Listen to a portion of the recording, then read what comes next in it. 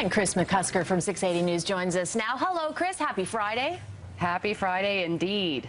Well, you're going to give us all everything we need to know going into the weekend with our money news, and it was a weak finish on Day at Wall Street's. Yeah, I'm thinking investors are probably happy to see the weekend as well. The TSX lower for a fourth day today, while U.S. markets, they did finish in the red, but they actually bounced off the lows of the day on word that Steve Bannon is out. So the markets at the like White that, House. did they? Yeah, they did like it. That's a sort of interesting way to put it. They did like it. They responded to that very, very favorably. Now, here's the thing about August, though.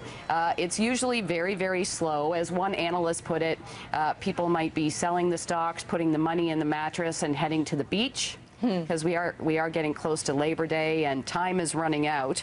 As far as Canada is concerned, there was a pickup in inflation in July, 1.2%. So the Canadian dollar up by about half a cent on the day. This new inflation reading also has many expecting that we will see another rate increase, an interest rate increase in the fall, likely October.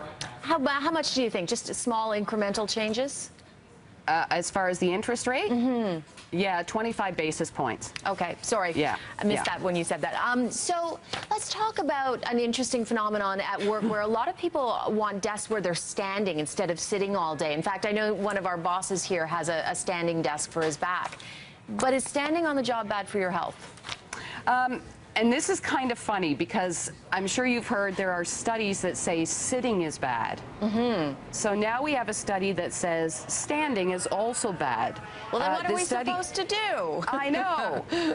The study was published in the American Journal of Epidemiology, and it looked at workers who primarily stand on the job, which showed that they are twice as likely to have heart disease compared to those who mainly sit. Now, the author of the study points out that it puts them at a bigger risk of getting heart disease than smokers, believe it or not. This was a pretty long study. It was over 12 years, following 7,300 heart disease-free Ontario workers.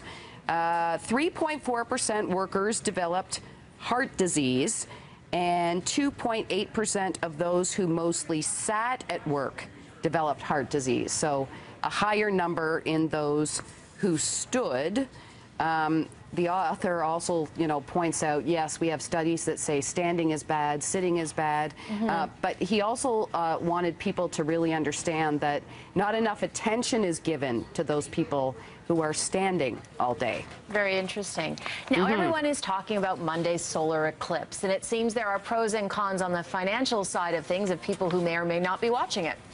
Yes, that's true. And of course, this is a bigger deal in the U.S. It's actually going to pass right across the entire country. A U.S. firm is predicting it's going to be a pretty expensive eclipse as far as lost productivity is concerned, estimated at $694 million. Wow. Yeah. And the way they calculated this was kind of funny. Workers will take about 20 minutes to gather any viewing equipment. Factored in the number of full-time employed workers and the fact, I love this one, that nearly 83% of people go to work on an average workday. So all of this shows that it's going to cost $694 million.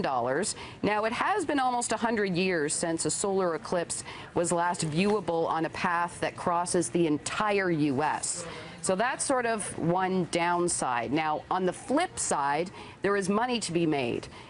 This eclipse is passing through a number of states, including Tennessee. So the city of Nashville is expecting at least 50,000 visitors. So hotels, Airbnbs, all of these are going to be very full. And the city of Nashville expecting them to spend at least $15 million. Interesting. Okay, are you a Star Wars fan? I am. All right, so you must be one of the folks looking forward to The Last Jedi, and now there's word a standalone Obi-Wan film might be coming. That's right, and they're now working on a standalone Han Solo film, so it stands to reason that there should be a Obi-Wan film. Now, I sort of went looking to see what those who were like they study this sort of stuff really closely.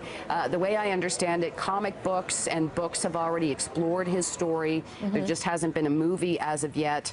Now, those in the know, based on what I read, said that it would be very likely that this movie about Obi-Wan would be set on Tatooine, where his character would be hiding out as the Empire. Now I know you really are a fan because you said that properly. Sorry. Yeah, Tatooine, right? Yeah. So yeah, this is where he was hiding out as the sort of Empire is rising throughout the galaxy. And this is actually really familiar territory already as far as Star Wars films go, because Rogue One was sort of set in that same period of time. Okay, well, yes. Interesting. Lots more watching. Kris, thanks so very much. Have yourself a great weekend. Yes, you too.